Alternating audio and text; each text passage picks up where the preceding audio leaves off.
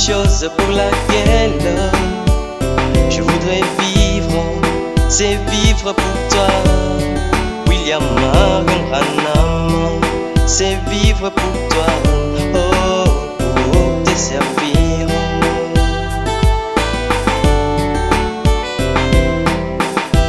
Comme tous les prophètes désirent revivre, vivre en ce temps, un temps glorieux, vivre en ce temps, un temps merveilleux.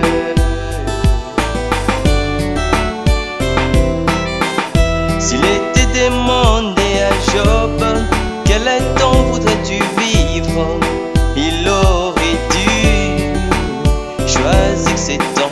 S'il était demandé à Daniel, quel temps voudrais-tu vivre, il aurait dû choisir ces temps. S'il était demandé à Moïse, quel temps voudrais-tu vivre, il aurait dû choisir ces temps. S'il était demandé à Paul, quel temps voudrais-tu vivre, il aurait dû choisir ces temps.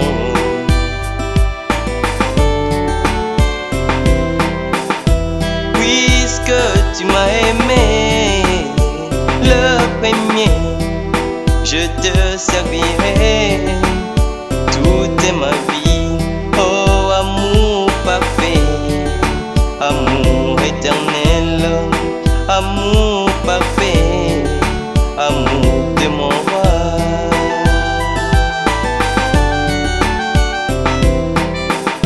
Par ta grâce, tu m'as révélé la parole de mon jour, le message de l'heure. Oh, quelle joie être l'enfant d'Abraham. Oh, quelle joie croire William Maranam, c'est le salut de mon âme.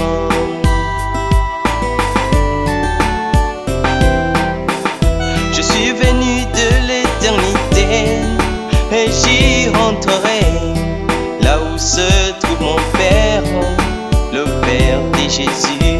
Je suis venu de l'éternité et j'y rentrerai, là où se trouve mon Père, William Maranam.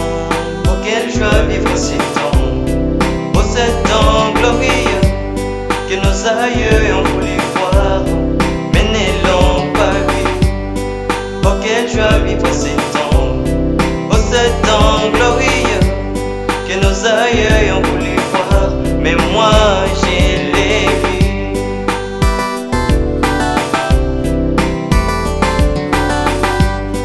Oh, quelle joie vivre ces temps, oh, ces temps glorieux.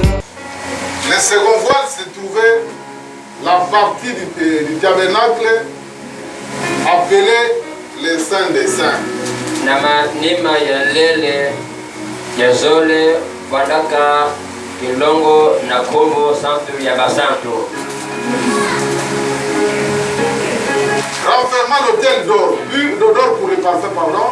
Ukangaka Inavondaka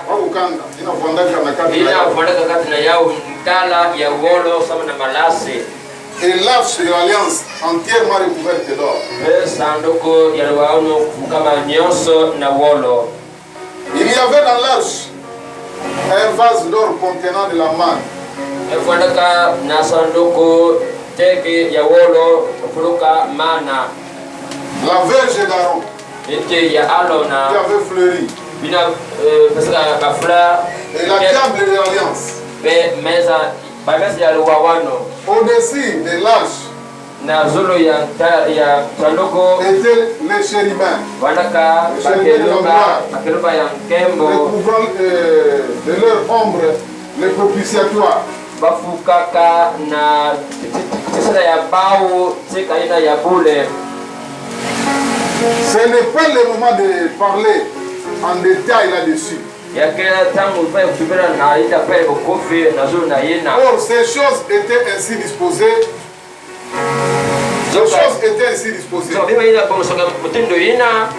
Les sacrificateurs qui font les services entrent en tout temps dans la première partie du tabernacle.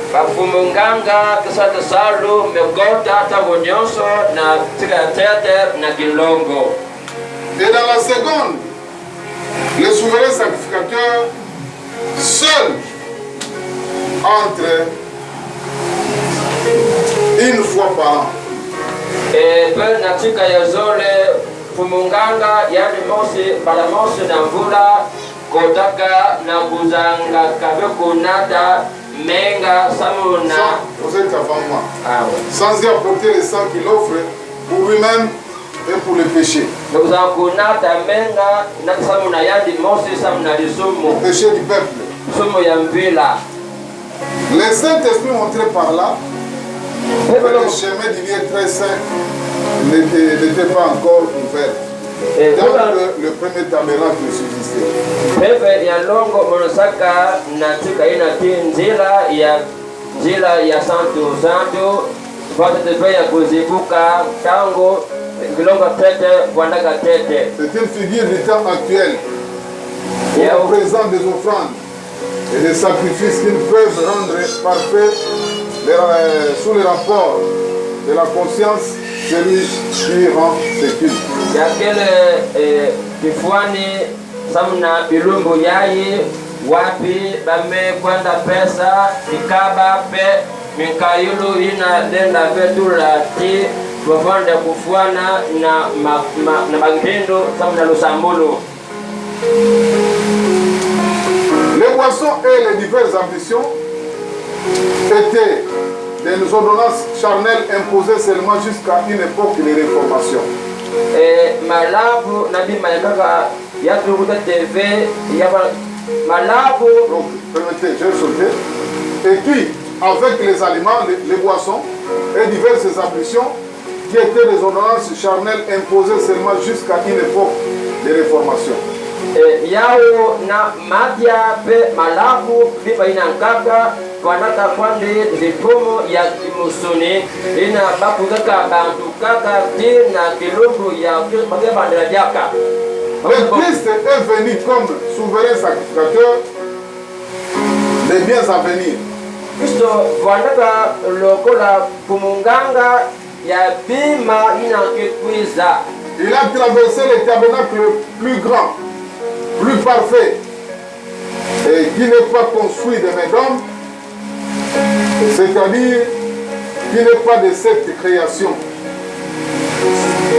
Alimesa bukaka kilongo ina biluta nene pe kufanana ina pe kutungu pe na maboko ya motu bamitumba mutundu ina kelebe ya lubeso yayi. Il est entré une fois pour toutes dans les lieux très saints, non avec du sang de bouc et de veau, mais avec son propre sang, ayant obtenu une rédemption éternelle. Yani kotaka malamosi na mioso na tika ya santu ya keve na menga ya bakombo to ya bana bangombe kansi na menga na yani mosi ina yani bakaka lukudulu ya c'est le sang des taureaux et des boucs et la cendre d'une vache répandue sur ceux qui sont souillés sanctifie et procure la pureté de la chair. Combien plus le sang de Christ qui, par un esprit éternel, s'est offert lui-même sans tâche à Dieu, purifiera-t-il votre conscience des œuvres mortes afin que vous serviez le Dieu vivant. Menga ya bangombe pe bakombo na fundu ina ya tia ya ngombe ya keto ina ya memwangusu na babina kile ya kubeba ya santu sa pene pesa kubelela ya musuni ikwa menga ya Yesu ina kile na pevu ya kwanadala ina kupesa yandi mosi na nzambi alimefedisa mabanza ya deno na mapanga ya mbote samu dosa nzambi ya moyo. Que Dieu bénisse sa parole. Prions pour le Seigneur. Bien-aimé, vraiment comme un esprit. Au nom de William Branham. Amen. Amen. Bonsoir.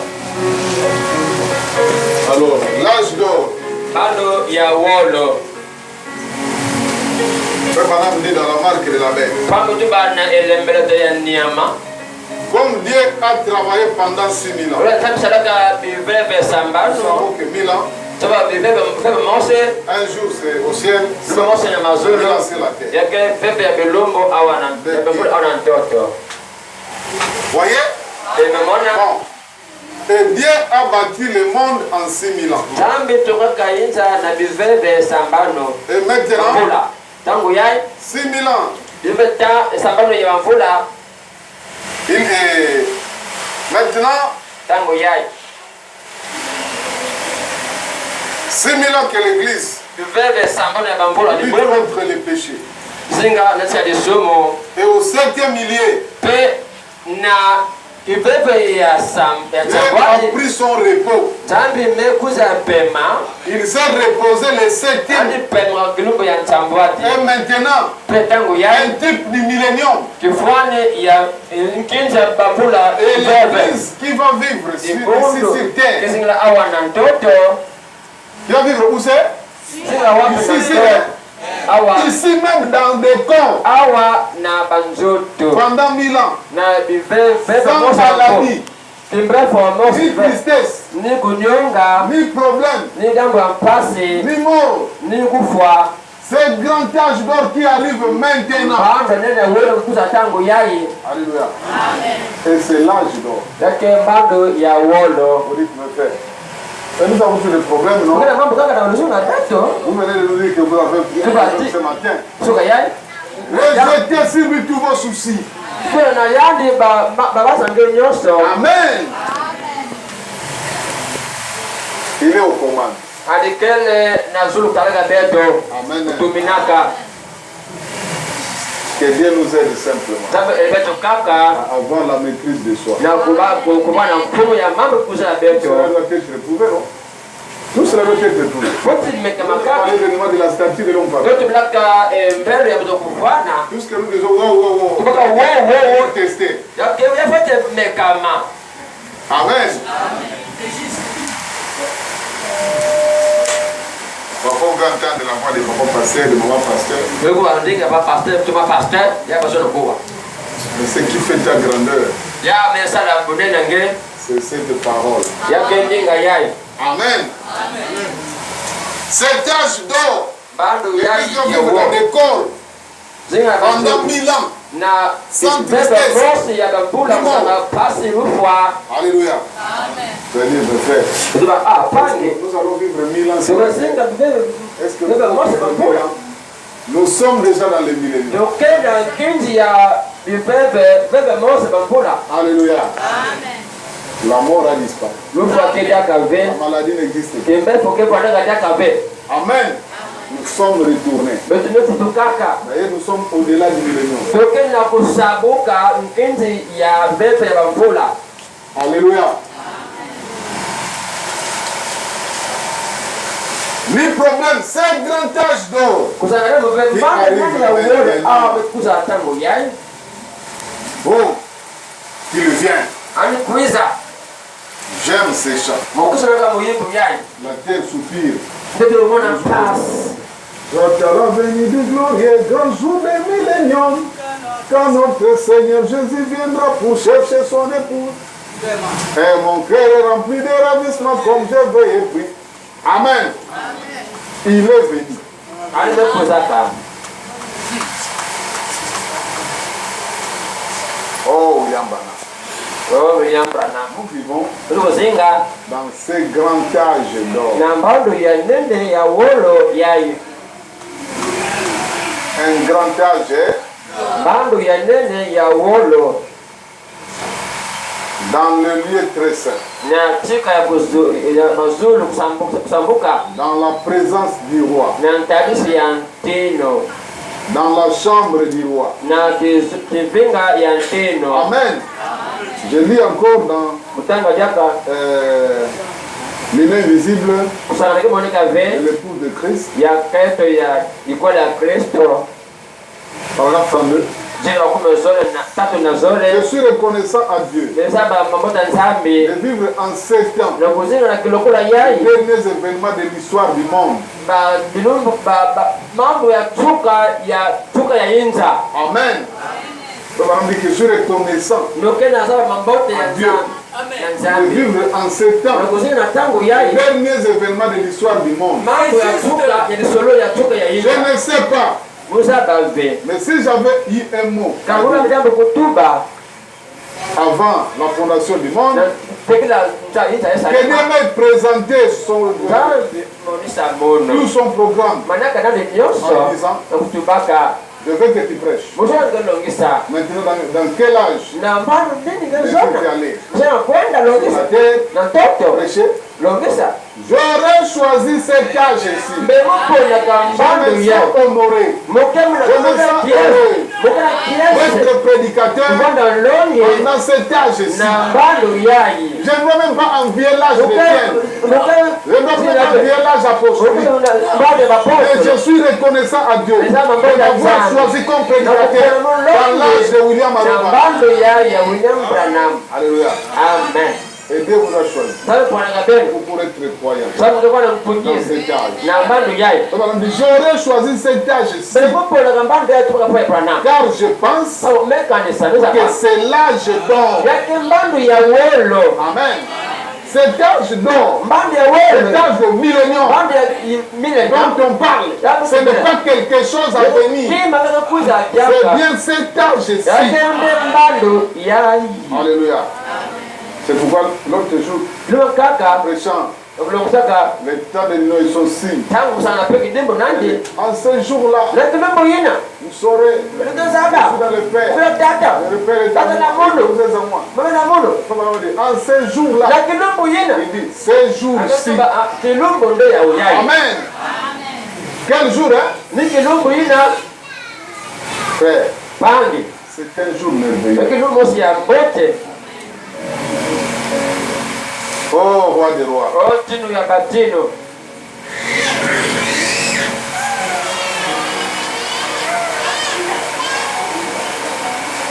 Je suis heureux d'être un fils de Dieu.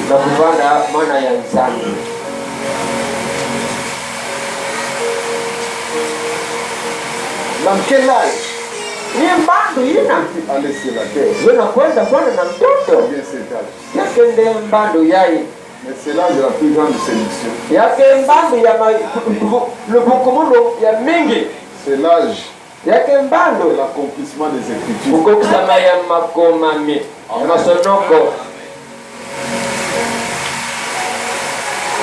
Il y a aussi une chose.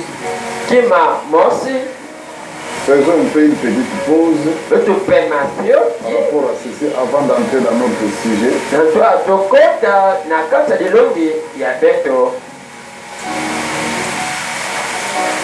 J'ai vu une publication à l'internet. Une écriture qui a été publiée sur internet. On me dit que l'équipe qui a été votée aux États-Unis,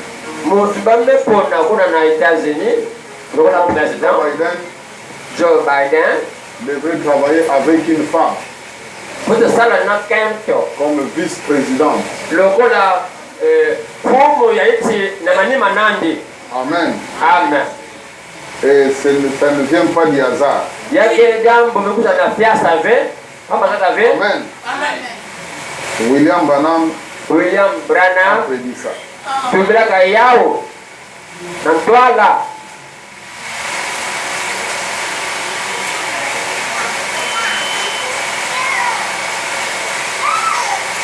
Et aux États-Unis, il y aura quelqu'un. Il y aura une femme qui gouvernera le monde comme vice-présidente. Je vais chercher ça. Les stations qui sont données, c'est aider ces moments. Et ça, madame, arrivé ces déclarations. Le mercredi, je reviendrai là-dessus.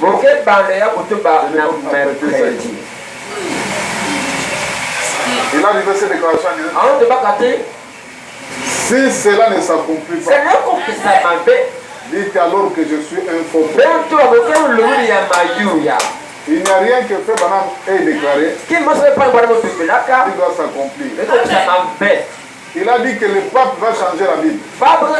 balola bibilia batubaka yao Et le pape François qui est là, papa François Kekuna il est en train de multiplier des déclarations dans cette alokutubaka mingi Et dernièrement, il vient de donner encore une déclaration. tabivenga metuba Il dit, mais pourquoi il y a tant de protestations en Afrique? sameki ekutana mingi na Afrika. Nous leur avons porté la Bible. La Bible, c'est un livre comme tout autre livre, écrit par des gens qui ont vécu des époques différentes, qui vivaient selon ce qu'ils ont vécu. Il y a des choses là-bas qui ne sont pas vraies. C'est la déclaration du pape. Selon ce que j'ai vu là-bas. Par contre, ils ont une fabrication. Il dit, il y a beaucoup de choses qui ne sont pas vraies là-bas. Comme Dieu aurait détruit le monde à cause des homosexuels. Quand j'ai dit, je ne sais pas, en 2012 que l'enfer n'existe pas, il y a eu aussi des remous en Afrique. Cette Bible doit être écrite avec nos conditions modernes.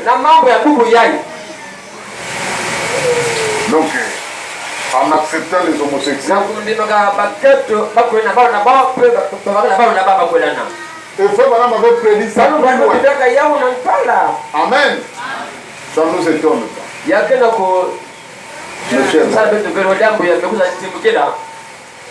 Vivons la vie de Dieu.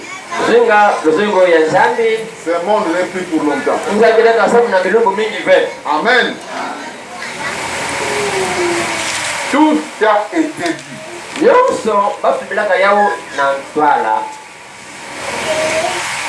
Tout a été écrit. Dieu a permis que les choses soient là.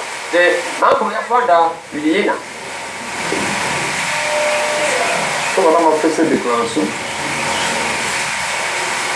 et les gens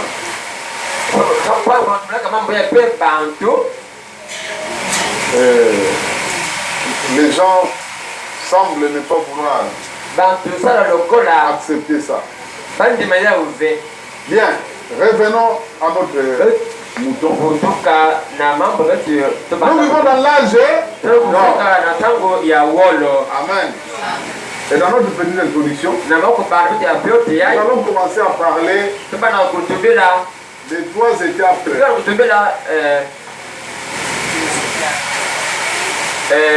étapes de la rédemption. Amen.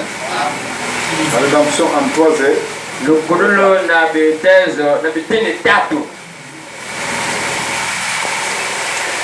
Je commence seulement. Dommage que j'ai été perturbé par des événements. Je n'ai pas pu pénétrer mon sujet.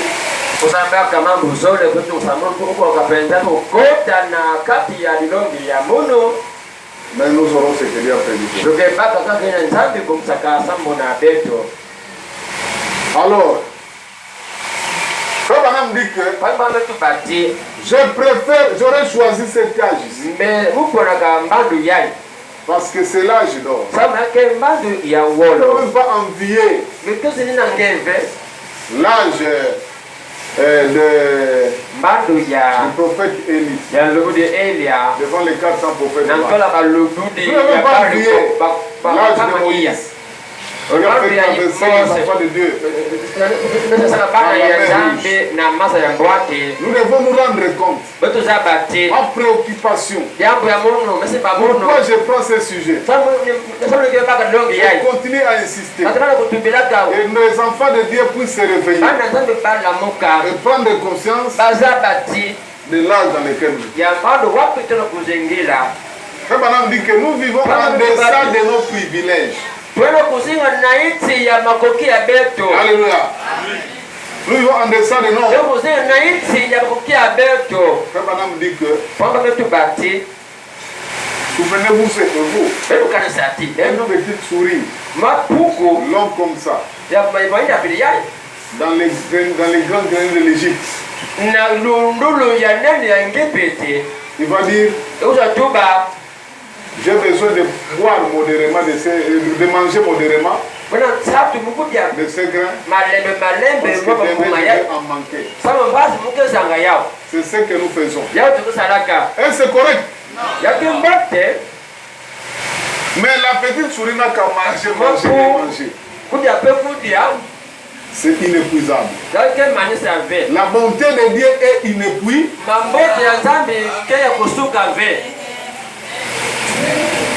Oh, roi des rois. Souvenez-vous un petit poisson. Grand comme ça. Au fond de la mer qui s'est. Je ferais mieux de faire attention en buvant de cette eau. Parce que demain, je risque de la manquer. C'est ce que nous faisons les enfants de Dieu. Nous limitons Dieu. Amen.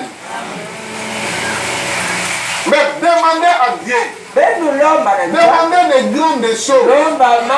Les grandes choses sont tout aussi plus faciles à obtenir que les petites choses. Mes chers frères et sœurs, nous sommes en deçà de nos prières. Et c'est cela. Tous ces médicaments nous est focalisé là-bas. Je veux que nous puissions nous réveiller. Amen. Je veux que les enfants de Dieu vivent comme des enfants de Dieu. Alléluia. Ne soyez pas comme un patron qui a beaucoup d'argent. Amen. Mais qui a peur de dépenser 500 francs pour acheter une canette de jus. Amen. Il est là dans son sac. Il a des millions de francs congolais. Je dois faire Dubaï. Donc, je prends encore 500 francs. Ça va déranger mon projet. Mais on continue à monter. Amen. Tu vas laisser ça pour les paresseux. C'est ça, vrai ou faux? C'est pourquoi le prophète Jacques leur a crié. Tu as dit que tu me vois derrière. Amen. Mais un enfant de Dieu ne doit pas demander de petites choses. Nous souffrons pour rien. Nous vivons de ça, de nos privilèges. Frère Maman dit que nous avons le pouvoir de créer notre propre loi. Nous avons le pouvoir de créer notre vie. Amen. C'est là mon objectif. Amen. Les trois étapes de la rédemption. Nous commençons par là. C'est que je ne terminerai pas cela. Nous sommes à l'âge d'or. Pourtant, nous envions le prophète Élisée. Nous envions le prophète Élie qui est parti sans voir la mort. Nous envions le prophète Élie. Amen. Qui a béni la veuve avec un pot de farine.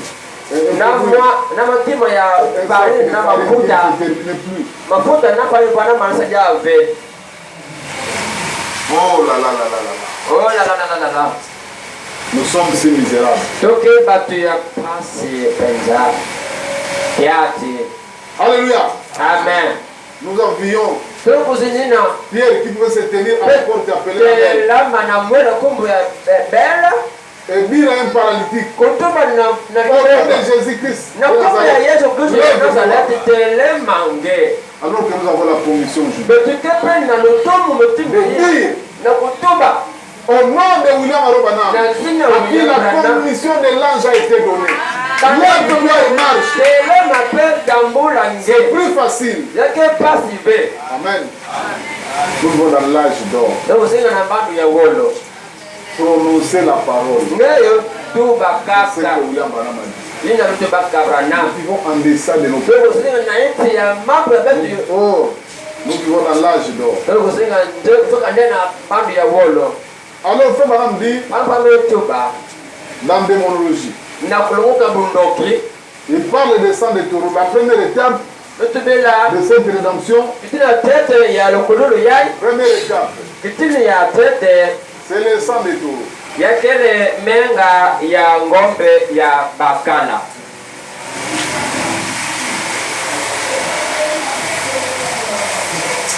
Alléluia. La deuxième étape, c'est le sang de Jésus-Christ. Menga ya Yesu Kristo. Amen.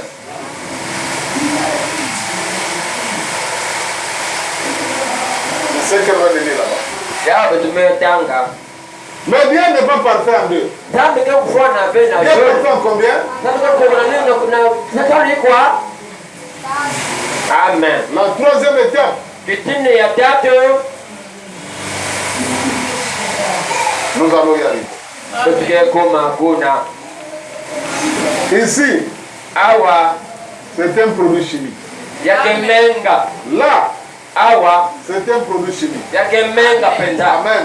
Amen. Nous sommes maintenant sur le sang de William Branham.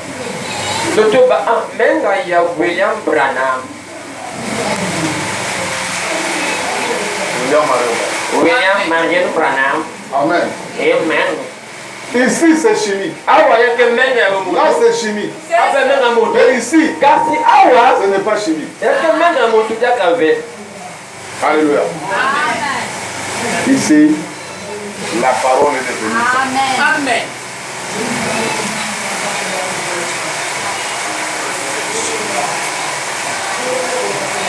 Je ne vais pas beaucoup parler aussi parce que alors tout ceci, dans l'écriture que nous venons de lire dans la Bible, avant que je lise quelque chose, nous avons vu que, retournons là, dans, c'est vrai, la première alliance avait des ordonnances relatives au un tabernacle fut en effet construit. Dans la partie antérieure, le lieu saint,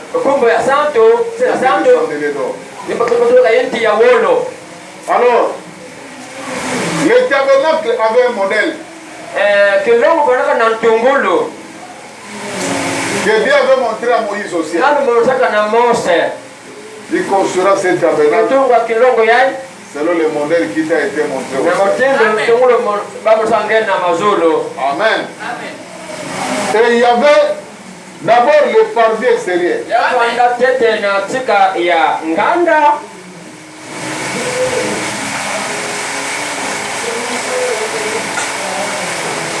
Dans le parvis extérieur, il fallait être circoncis pour entrer là-bas. Alléluia. Amen. Il fallait être circoncis. La circoncision. Ça réclamait de passer par la porte. Et sur cette porte,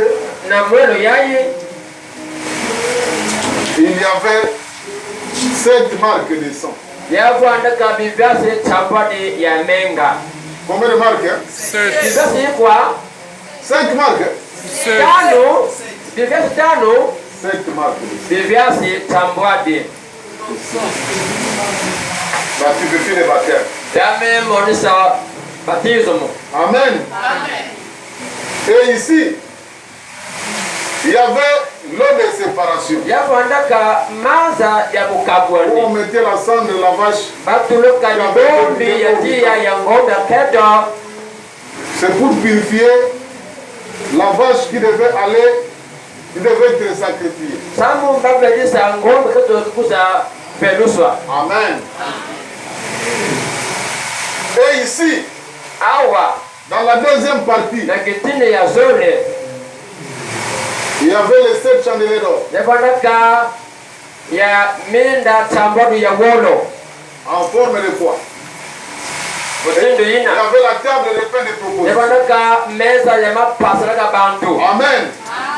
Les 7 chandeliers d'or, Minda tambadu ya wolo. 7 lampes d'or. Minda tambadu ya wolo. Ça représente Yamemonesa les 7 âges de l'église. mambo tambadu ya C'est ce difundo. que nous lisons ici. Ya Dans la tumenda. partie antérieure appelée les Ya saints, kati mabukila santo sana. étaient les chandeliers d'or. Wanaka La table de pain de meza ya proposition. mapa yesaraka bantu. Amen. Amen. Le pain que David avait mangé, Mapa kudia ce pain kadawe. se trouvait là-bas. Vandaka awa na sula Ce meza. pain de proposition Me mapa saraka bantu. était uniquement réservé. Kaka samu na batu ya Levi. Amen. Ici, tout le monde pouvait entrer. Ah, nusu kote kwande kutolia. Ça, Kasi awa. c'était réservé aux sacrificateurs. Yafanana sama na bapumunganga. Baganga nzambe. Sacrificateurs, tous confondus. Ils avaient la possibilité Bafanana makoke. d'entrer ici. Na kukota. Amen. Alors, je dirais que ça, So. à cette époque-là, Nakulokolo yina. se trouvait en enfer. Wanaka na lipelo na bulungi. C'était le quartier des saints en Yafanaka enfer. sika ya santo na bulungi. Amen. Tambo. C'était le quartier des saints en enfer. Yafanaka karte ya santo wapi na lipelo. Oh, Bwana Dieu. Ils étaient en enfer. Pourquoi? Semna inke. Parce que le péché n'était pas ôté. Lisumu katika kave. Le péché Lisumu. était couvert. Kukuko kaka. Ici, Dieu se cache. Zambe Il swama. se révèle dans la Sainte. Sasa na komite tesa. Paragraphe 407. Asanse. Mais quand il est passé de l'autre côté Kama kwa namba ya kaka. et qu'il a séparé, Aneka bula. il s'est séparé pardon, de sa filiation, Aneka bula bomwana nani? il est pécheur par nature. Aneke sumuke na Amen. mutinga Donc bantu. même au jardin d'Éden, Atanda nzongo ya il Eden. est séparé de la filiation de Ka Dieu. bwana kanaba na nandi. Ani kabona na kimwana ya nzambe. Na kimwana ya nzambe. Il était fils de Abaleka fe mwana ya nzambe. Dieu à cause du Sabu na disumu. il est pécheur par nature. Aneka sumuke na mutbidia. Il est tombé Alukubwaka. aux mains et sous la domination de Satan. Na menga pe na luyanda Satan. Il est tombé aux mains dans le mot. Alukubwaka na maboko Et sous la domination de pe Satan. na luyanda Satana. Et Dieu a accepté un sacrifice, Tabi ndimeka kayolo les substances chimiques du sang. menga. Mais le sang de taureau, Basimenga bakombo na bagombe. Sumu katwaka fe sabu na yao. il ne faisait que couvrir les Kama péchés. kufukia disumu ya wana salaka. Si une tache rouge sur Kana kiviasi ya mwaji na mtoko. et que si j'ai une tache rouge pardon, sur la main Kana kiviasi ya et mwaji que je la couvre mefuka ya de blanc, na pembe la tache rouge est encore là. kiviasi ya mwaji tekwa nditika yena. Vous voyez? Amen. Alors il est encore là. Alikekwa nditika ngo. Et Dieu a envoyé du ciel Tapitindaka na masolo. un décolorant. Tino kashoka C'est le sang de son propre fils. Ainsi, quand notre péché est confessé, confessé, tomber dans les décolorants de Dieu. Essayez donc de le retrouver. La coloration du péché retourne. Alors, il passe par l'intermédiaire et remonte le cours des temps. Il frappe l'accusateur Satan. Si un péché est confessé, Dieu envoie les découvertes et puis retrouver ça. On voit un fils de Dieu, une fille de Dieu, peu importe ce qu'il a ou ce qu'elle a été, qui s'est repenti correctement. Faites très attention de l'accuser du péché. Parce que le décolorant a tout ôté. Amen. Le décolorant a tout ôté. Tout effacé. C'est retourné à son état original. Amen. Et le sang de Jésus-Christ, c'est le sang qui pardonne les péchés. Mais le sang de William Branham vous ramène.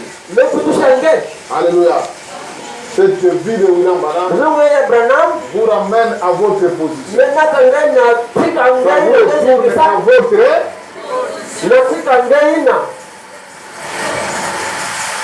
Mais tout cela, il fallait y aller comme ça.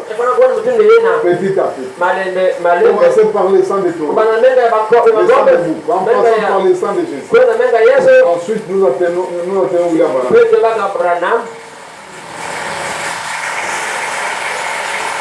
Mais comme Branham dit,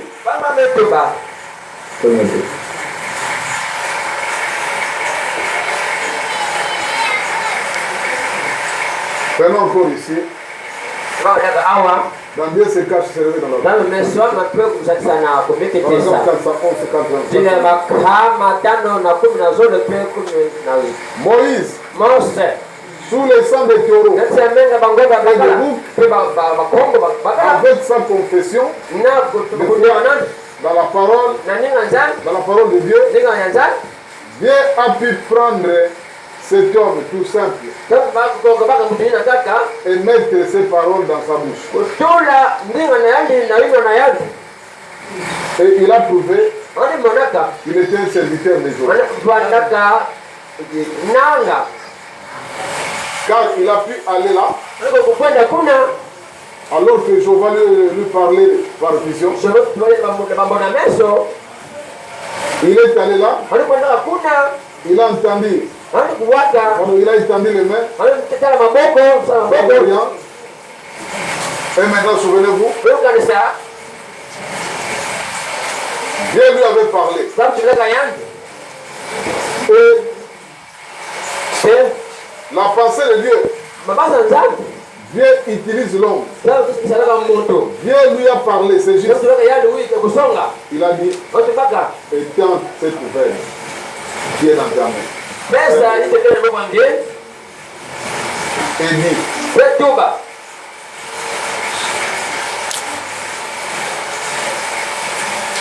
étends, pardon, cette nouvelle qui est dans ta main. Et dit, des mouches. Amen. Prononcez seulement la parole. Vous verrez ce qui va arriver. Étends seulement la veille. La veille aujourd'hui. C'est ce message. Nous avons mis ça. C'est le message de Moïse. William Branham. C'est lui la veille.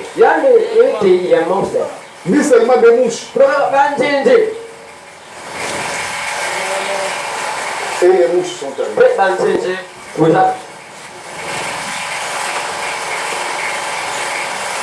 Regardez ici. Sous le sang des taureaux et debout.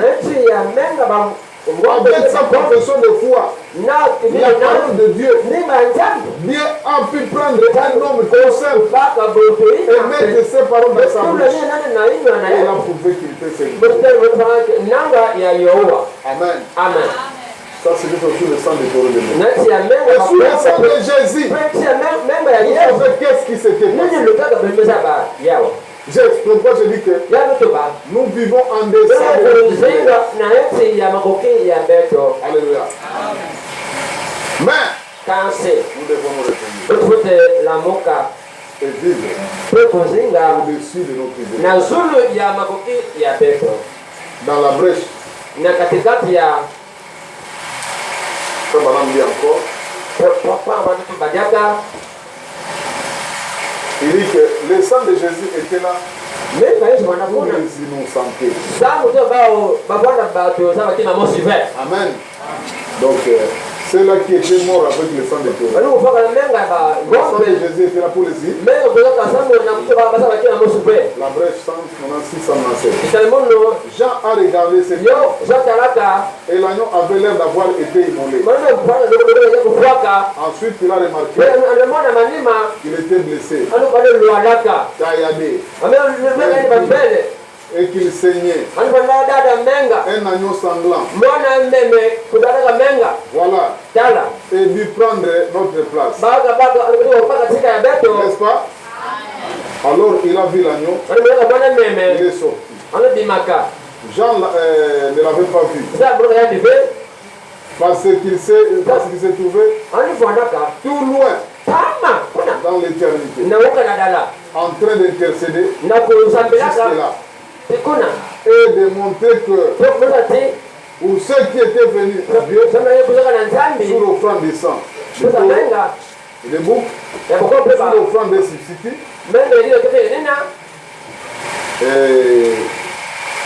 il était aussi, en effet, ceux qui avaient cru regarder à lui.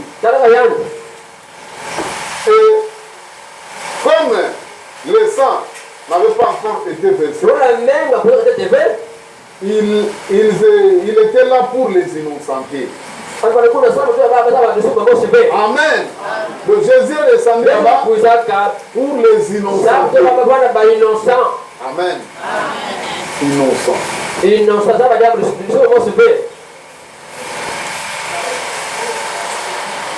Et je pense que ces jours-là,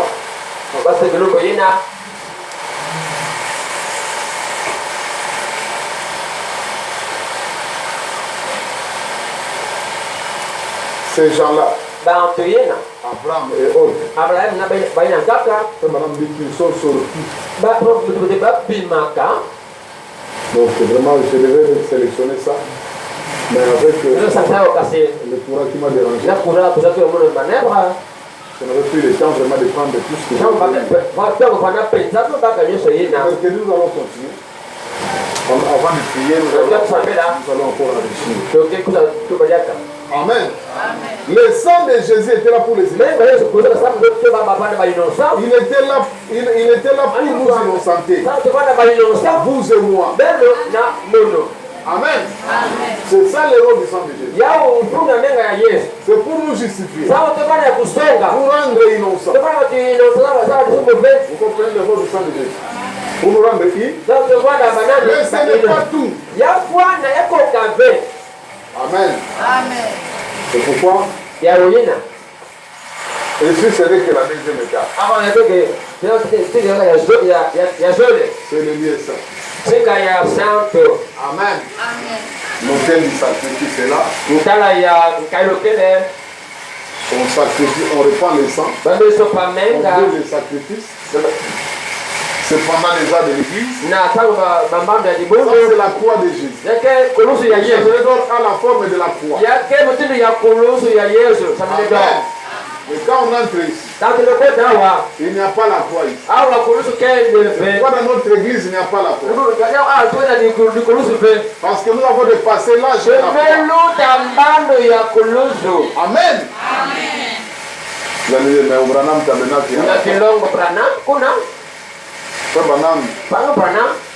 Était la clé de route. Amen. C'était la clé de.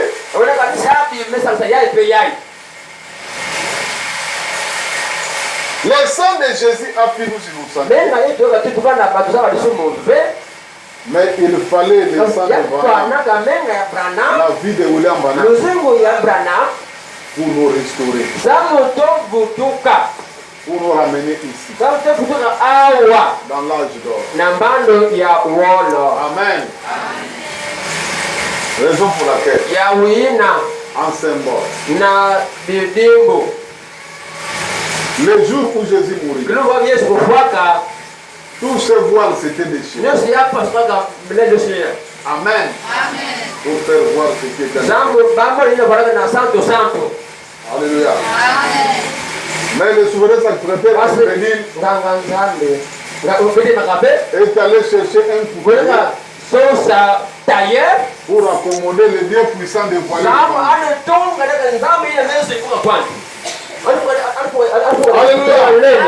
Il ne faut plus raccommoder. Parce que le Dieu puissant est voilé devant nous.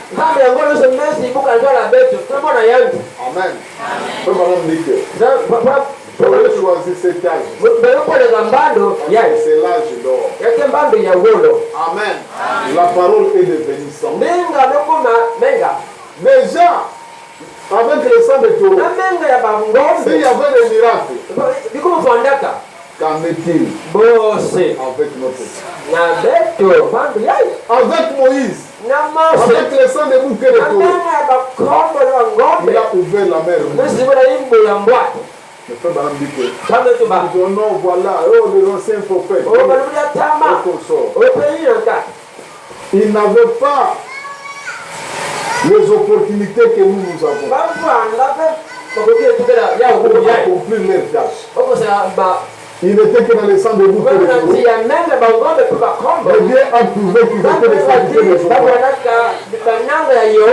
Il parlait par des visions. Il a étendu sa main. Et quand simplement ta main. Lui seulement, Seigneur, par ta parole. Il a dit que je prononce la parole.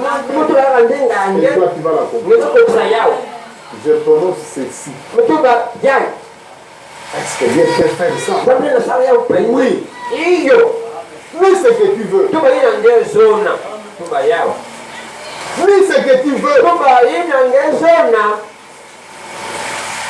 C'est ça, mon cheval de bataille. Nous ne voulons pas vivre en dépend de nos privilèges. On nous dit que choisis que c'est temps. S'il était demandé à Daniel, quel temps voudrais-tu vivre? Il aurait dû choisir que c'est temps. S'il était demandé à Moïse, quel temps voudrais-tu vivre? Il aurait dû choisir que c'est temps. S'il était demandé à Paul, quel temps voudrais-tu vivre? Il aurait dû choisir ses temps.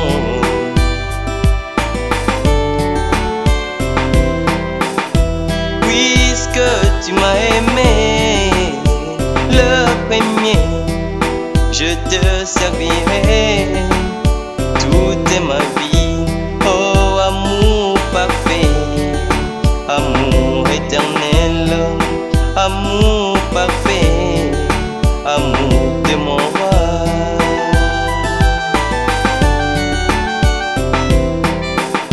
Par ta grâce, tu m'as révélé la parole de mon jour, le message de l'heure. Oh, quelle joie être l'enfant d'Abraham. Oh, quelle joie croire William Marion Branham. C'est le salut de mon âme.